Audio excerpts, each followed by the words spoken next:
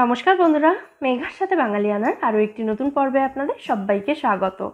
আজ এনেছি চিকেনের দুর্দান্ত টেস্টি একটি প্রিপারেশন, পাঞ্জাবি চিকেন মশালার রেসিপি। একঘেয়ে চিকেন কষা বা ঝোলের স্বাদে যদি মুখে অরুচি এসে থাকে, অবশ্যই কিন্তু এই রেসিপিটা একবার বাড়িতে ট্রাই করবেন। ভাত হোক বা রুটি পরোটা, সব কিছুর সাথেই এটা খেতে ভীষণ ভালো লাগে। আর একেবারে বাড়িতে থাকা সাধারণ কিছু উপকরণ দিয়েই এটা তৈরি করে নেওয়া যায়। তাহলে চলুন আজ এই রেসিপিটাই দেখে নেওয়া যাক। প্রথমে আমি কিছু গোটা মশলা এখানে শুকনো কড়াইতে ভেজে নেব বা ড্রাই রোস্ট করে নেব। আমি এখানে 5টা লবঙ্গ, 3টে ছোট এলাচ, কয়েক টুকরো দারচিনি, 1 ইঞ্চ মতো একটা বড় দারচিনি নিয়ে সেটাকে আমি ছোট ছোট টুকরো করে নিয়েছি। 2টো শুকনো লঙ্কা নিয়েছি, আর নিয়েছি 1 টেবিল চামচ গোটা ধনে, হাফ চা চামচ গোটা মৌরি এবং হাফ চা চামচ মতো গোটা কালো সর্ষে। এই সমস্ত উপকরণ একসাথে 2 মিনিট মতো মিডিয়াম ফ্লেমে রেখে ভেজে নিতে হবে, বা শুকনো কড়াইতে ভেজে নিতে হবে অথবা ড্রাই রোস্ট করে নিতে হবে। মশলার কালার চেঞ্জ হয়ে যাওয়ার পর কড়াই থেকে মশলাগুলোকে নামিয়ে নিয়ে এগুলোকে সম্পূর্ণ ঠান্ডা করে তারপর মিক্সিতে দিয়ে গুঁড়ো করে নেব আমি।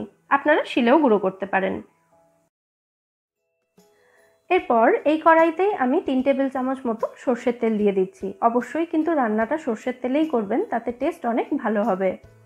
তেলটা ভালো করে গরম হয়ে যাওয়ার পর এর মধ্যে আমি 3টে মাঝারি সাইজের পেঁয়াজ কুচি দিয়ে দিলাম। পেঁয়াজটা একটু সময় নিয়ে, মানে 4 থেকে 5 মিনিট মতো সময় নিয়ে খুব ভালো করে ভেজে নিতে হবে। আর এই সময় গ্যাসের ফ্লেমটা লো এবং মিডিয়ামের মাঝামাঝি রেখেছি আমি। দেখুন পেঁয়াজটা খুব সুন্দর করে ভাজা হয়ে গেছে। এরপর এর মধ্যে ধুয়ে জল ঝরিয়ে রাখা চিকেনের পিসগুলো দিয়ে দেব। আমি এখানে 650 গ্রাম চিকেন নিয়েছি। আর চিকেনটা কিন্তু ম্যারিনেট করার কোনো প্রয়োজন নেই। তাও আপনারা যদি চান 2 টেবিল চামচ মতো টক দই দিয়ে আধ ঘন্টা আগে থেকে চিকেনটা ম্যারিনেট করে রাখতে পারেন। চিকেনের পিসটা দিয়ে গ্যাসের ফ্লেমটা একটু বাড়িয়ে দিয়ে, মানে মিডিয়াম টু হাইতে রেখে চিকেনটাকে খুব ভালো করে ভেজে নিতে হবে। চিকেনটা খুব ভালো করে ভাজা হয়ে গেলে তারপর এর মধ্যে দিয়ে দিতে হবে 3 টেবিল চামচ মতো আদা রসুন বাটা। এখানে কিন্তু রসুনের পরিমাণটা বেশি, আদার পরিমাণটা কম। এরপর আদা রসুনের কাঁচা গন্ধ চলে যাওয়া পর্যন্ত সমস্ত উপকরণ একসাথে মিশিয়ে খুব ভালো করে কষিয়ে নিন।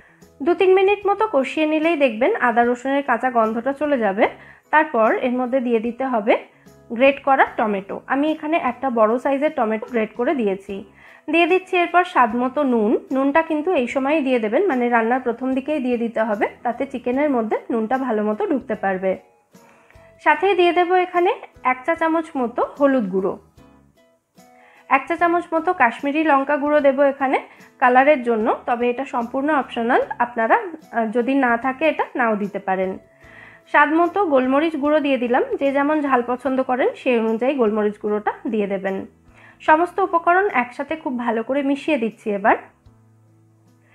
এরপর কিন্তু বাকি রান্নাটা একদম লো ফ্লেমে রেখে করতে হবে। সমস্ত উপকরণ ভালো করে মিশিয়ে দিয়ে গ্যাসের ফ্লেমটা লো করে দিয়ে কড়াইটাকে ঢাকা দিয়ে এটাকে 5 মিনিট মতো কষিয়ে নেব। প্রায় 5 মিনিট মতো লো ফ্লেমে রেখে কড়াইটাকে ঢাকা দিয়ে দিয়ে চিকেনটা আমি কষিয়ে নিয়েছি। তবে অবশ্যই কিন্তু মাঝে 2-1 বার নাড়াচাড়া করে দিতে ভুলবেন না, তা না হলে কিন্তু নিচ থেকে চিকেনটা পুড়ে যেতে পারে। এবার শুকনো কড়াইতে ভেজে গুঁড়ো করে রাখা মশলাটা এর মধ্যে দিয়ে দিলাম আমি। তার সাথে দিয়ে দিচ্ছি 2 টেবিল চামচ মতো ফেটিয়ে রাখা টক দই। যদি চিকেনটা টক দই মাখিয়ে ম্যারিনেট করে রাখেন তাহলে কিন্তু এই সময় দই দেওয়ার কোনো প্রয়োজন নেই। সমস্ত উপকরণ আবার খুব ভালো করে মিশিয়ে নিয়েছি। এরপর কড়াইটাকে আবার ঢাকা দিয়ে লো ফ্লেমে 5 মিনিট মতো কষিয়ে নেব চিকেনটাকে।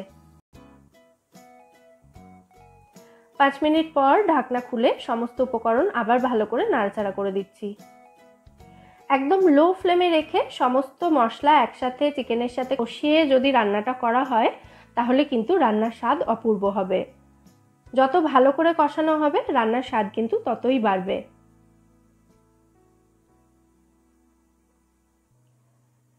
সমস্ত উপকরণ আমি আবার নাড়াচাড়া করে মিশিয়ে দিয়েছি। এবার এর মধ্যে দিয়ে দেব গ্রেভির জন্য পরিমাণ মতো জল। আমি এখানে দইয়ের বাটি এবং মশলার জারটা ধুয়ে জল দিয়েছি, আর অবশ্যই কিন্তু এখানে গরম জল ব্যবহার করবেন। আবার ভালো করে মিশিয়ে দিচ্ছি।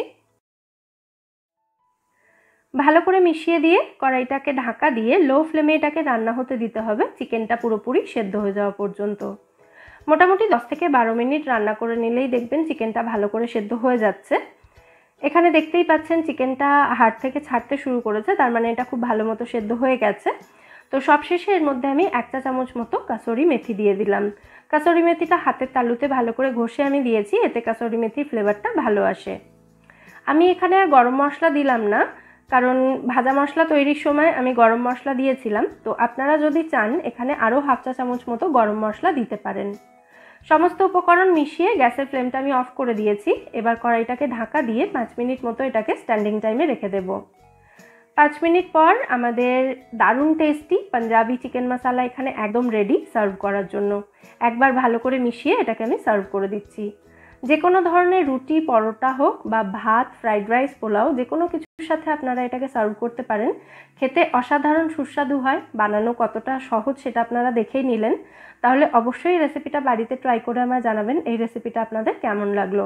রেসিপিটা যদি ভালো লেগে থাকে ভিডিওটাকে বরাবরের মতো একটা লাইক এবং শেয়ার করার অনুরোধ রইল। আর আপনি যদি আমার চ্যানেলটা এখনও সাবস্ক্রাইব না করে থাকেন তাহলে চ্যানেলটা সাবস্ক্রাইব করারও অনুরোধ রইল। ফিরে আসবো নতুন কোনো রেসিপি নিয়ে। সবাই সুস্থ থাকবেন, ভালো থাকবেন এবং সবাইকে